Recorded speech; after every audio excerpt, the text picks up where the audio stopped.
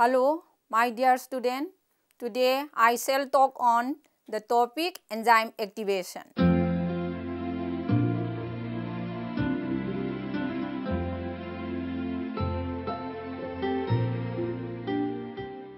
Enzymes are highly specific because each enzyme usually catalyzes one particular kind of reaction, whereas a non-biological catalyst, organic or inorganic, such as finely divided platinum, catalyzes a wide variety of reactions. All enzymes consist entirely or in part of specific proteins, which account for their extraordinary degree of specificity that exhibit. Enzymes have greater effectiveness in lowering activation energy barrier, that is, lowering the activation energy requirement speeds up the rate dramatically during enzymes catalysis because a greater fraction of the substrate molecules have sufficient energy to form the activated complex and can therefore react. The molecules that bind to the enzymes and increase their activity are called enzyme activators. They are the opposite of enzyme inhibitors. These molecules are often involved in the allosteric regulation of enzymes in the control of metabolism. The enzyme activity may be turned up or down by activator and inhibitor molecules that bind specifically to the enzyme. An example of an enzyme activator working in this way is fructose 2,6-biphosphate, which activates phosphofructokinase 1 and increases the rate of glycolysis in response to the hormone insulin. In some cases, when a substrate binds to one catalytic subunit of an enzyme, this can trigger an increase in the substrate affinity as well as catalytic activity in the enzyme's other subunits, and thus the substrate acts as an activator. Next comes chemistry of enzyme. Enzymes are protein molecules. Some enzymes are simple protein, that is, their molecules consist of only amino acids, whereas others are conjugated proteins. The non-protein part, non-amino acid of a conjugated protein or enzyme is known as protistic group. The two fragments, protein plus protistic group of some conjugated proteins, holoenzyme, can be separated by dialysis, and it was seen that dialysis of such enzymes resulted in the loss of catalytic activity of that enzyme, but the activity can be regained by mixing the two separated components. This fact indicates clearly that the dialyzable components is necessary for protein to act as an enzyme, and hence this dialyzable material, protistic group, is termed as coenzyme. The protein part of a conjugated protein is apoenzyme, and the intact molecule or conjugated protein is holoenzyme. So, the term coenzyme may be defined as a substance necessary for the activity of the enzyme. Every coenzyme is a cofactor, but every cofactor is not a coenzyme. Most of the coenzymes are nucleotides and are composed of vitamins. The enzymes requiring coenzymes for their activity also possess sites for the attachment of coenzyme. The complexes formed in such cases are known as enzyme substrate coenzyme complexes. Next comes enzyme activation. Many enzymes are simple proteins and need no additional factor to work at full capacity. However, some of these proteins exist as proenzymes or zymogens, which are inactive. For example, trypsinogen, pepsinogen and cryptotrypsinogen are zymogens that have been isolated and carefully studied. To transform the zymogen to an active enzyme, an inhibitory or a blocking peptide must be removed. When trypsinogen is converted to trypsin by enterokinase or trypsin, for example, there is a loss of a hexapeptide consisting of valine, aspartic acid and lysine from the amino terminal end, resulting in a change in the conformation of the protein. Another type of activation depends on maintaining the integrity of sulfhydryl SIs groups in the enzyme protein. These groups may maintain or perhaps constitute part of the active center of the enzyme. If they are oxidized to disulfide form SS, the enzyme becomes inactive. For example, proteolytic enzyme papain is inert after exposure to oxygen. When a suitable reductant is added to convert SS to SAs, papain becomes fully activated provided the enzyme is protected from oxygen. Similar observations have been made with a large number of enzymes including pyruvic carboxylase and triose phosphate dehydrogenase. A third type of activation requires the participation of still another factor in addition to the protein molecule. The general term cofactor encompasses this activation. Cofactors, however, may be divided into three groups. Number 1, prosthetic group. Number 2, coenzyme. And number 3, metal activators. Number 1, prosthetic group. It is considered to be a cofactor firmly bound to the enzyme protein. Thus, for example, the firmly associated flavin adenine dinucleotides FAD in succinic dehydrogenase is prosthetic groups. Number 2, coenzyme. Coenzyme is a particular kind of cofactor, a non-protein organic compound that attaches itself to the enzyme protein only at the time of reaction. Thus, NAD, NADP, tetrahydrofolic acid and thiamine pyrophosphate are examples of coenzymes.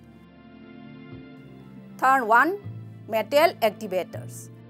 This group is represented by the requirement of a large number of enzymes for metallic mono or divalent cations such as potassium ion, manganese ion, magnesium ion, calcium ion, zinc ions. These may be either loosely or firmly bound to an enzyme protein, presumably by chelation with phenolic amino, phosphoryl or carboxyl groups.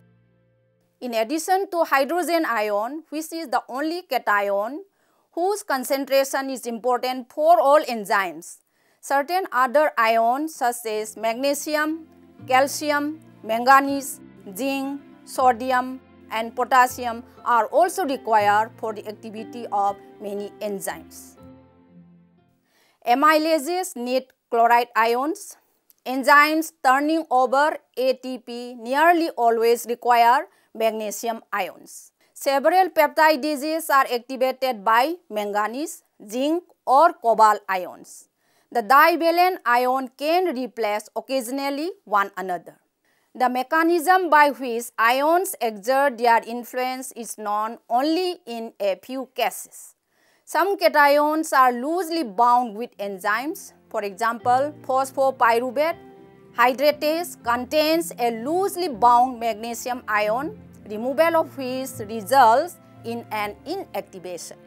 In other cases, the ion may combine with the substrate. For example, magnesium ion form complexes with nucleoside, di and triphosphate in an enzymatic reaction of the latter compounds. Some of the enzymes require certain inorganic metallic cations like magnesium ion, manganese ion, zinc ion, calcium ion, cobalt ion, copper ion, sodium ion, potassium ion, etc. for their optimum activity. Rarely, anions are also needed for enzyme activity, for example, chloride ion for amylase. Metals function as activators for enzyme velocity through various mechanisms combining with the substrate, formation of enzyme substrate metal complex. Direct participation in the reaction and bringing a conformational change in the enzyme. Two categories of enzymes requiring metals for their activity are distinguished as metal-activated enzymes and metalloenzymes. The metal-activated enzymes is not tightly held by the enzyme and can be exchanged easily with other ions, for example, ATPase, magnesium ion and calcium ion. Next, metalloenzymes. These enzymes hold the metals rather tightly, which are not readily exchanged. For example, alcohol dehydrogenase, carbonic anhydrase, alkaline phosphatase, carboxypeptidase and aldolase contain zinc. Phenol oxidase, copper, pyruvate oxidase, manganese, xanthine oxidase, molybdenum, cytochrome oxidase, iron and copper. Certain mechanisms as to how the metal ions bring about activation are given below. Number 1. Direct participation in catalysis. Certain metals may directly participate in the oxidoreduction reactions by undergoing a valence change and thus function in electron transport system. Iron, for example, functions similarly in cytochromes or in catalysts. Number 2. Formation of metallosubstrate. Sometimes a metal combines with the substrate to form a metallosubstrate MS, which in fact is the true substrate for the enzyme and forms an enzyme metal substrate EMS complex. This complex later on decomposes to produce the reaction product P and regenerate the enzyme and the metal. Third one, formation of a metalloenzyme. A metal ion may first combine with an enzyme to form metalloenzyme Me, which then combines with the substrate, forming an enzyme metal substrate EMS complex. Number 4. Alteration of equilibrium constant. Metals may also change the nature of the reactant so that the apparent equilibrium constant of the reaction is also altered. Number 5. Conformational change in the enzyme. Metal ions also bring about conformational change in the enzyme molecule, converting it into an active form. In such case, the metal may be linked at the point far remote from the substrate and may serve to maintain an active tertiary or quaternary structure. A fourth type of activation has recently been correlated with a rather large number of enzymes called regulatory enzymes, since their activities are altered by rather subtle factors. In general, these enzymes are made up of several subunits with at least two stereospecifically different, non-overlapping receptor sites. One site, the active site, binds the substrate and makes possible the catalytic activity of the protein. The other site binds another compound at its so-called regulatory or allosteric site. The compound which is bound is called an allosteric effectors. In other words, allosteric effectors that do not resemble the substrate but bind to the enzyme and exert an effect.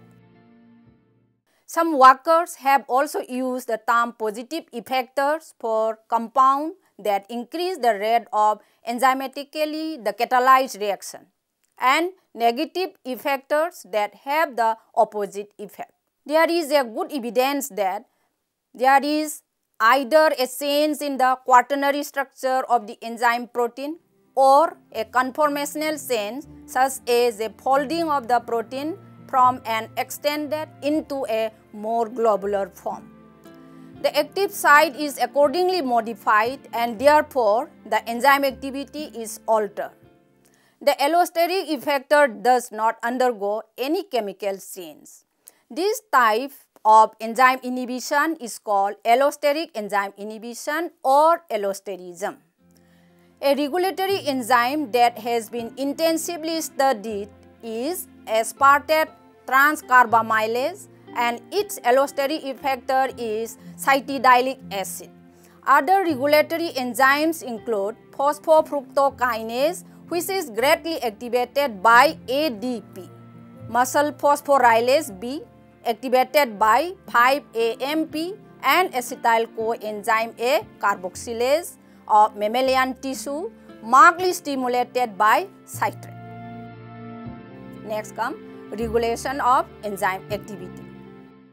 The activity of the enzymes is controlled by certain mechanisms which are enumerated below. Zymogen activation. Some enzymes, especially digestive and coagulating ones, are synthesized in inactive forms. These inactive forms of enzymes are called proenzymes or zymogens. Thus, zymogens are precursors of enzymes. They are not active on their own but can be active after conversion. Generally, prefix pro or suffix ogen is added to enzyme's name to denote its zymogen, such as prothrombin, proelastase, trypsinogen, pepsinogen, fibrinogen, etc. It is difficult to argue as to why cells should make precursor for some enzymes and not others, rather than merely forming the active enzymes in all cases. The precursor should be converted to the active forms before they can catalyze a chemical reaction. This type of activation usually involves cleavage of the peptide bonds. Some of the examples of this cleavage are given as follows. Number 1. Chymotrypsin is synthesized by the exocrine cells of the pancreas in its precursor form, chymotrypsinogen. Hydrolysis by trypsin converts chymotrypsinogen into the active form, chymotrypsin. Number 2. An intestinal enzyme termed enterokinase converts trypsinogen, a proenzyme also secreted by pancreas, to trypsin. Trypsin acts upon peptide linkages involving the carboxyl group of arginine and lysine. Number 3. Proteinase of the gastric juice, called as pepsin. This is derived from its proenzyme pepsinogen secreted by the gastric mucosa. Pepsinogen is converted to the active form pepsin, but by the activity of the gastric juice and pepsin itself. This process is therefore called as autocatalysis. During this process, a polypeptide is liberated from the proenzyme. Now comes conclusion. From the above discussion, it is concluded that the molecules that bind to enzymes and increase their activity are called enzyme activators, and the phenomenon is known as enzyme activation. They are the opposite of the enzyme inhibitors. These molecules are often involved in the allosteric regulation of enzymes in the control of metabolism. The enzyme activity may be turned up or down by activator and inhibitor molecules that bind specifically to the enzyme. Some of the enzymes require certain inorganic metal cations like magnesium ion, manganese ion, zinc ion, calcium ion, cobalt ion, copper ion, sodium ion, potassium ion, etc. for their optimum activity. Rarely, anions are also needed for enzyme activity. For example, chloride ion for amylase. Metals function as activators of enzyme velocity through various mechanisms combining with the substrate, formation of enzyme substrate metal complex, direct participation in the reaction, and bringing a conformational change in the enzyme. Thank you all.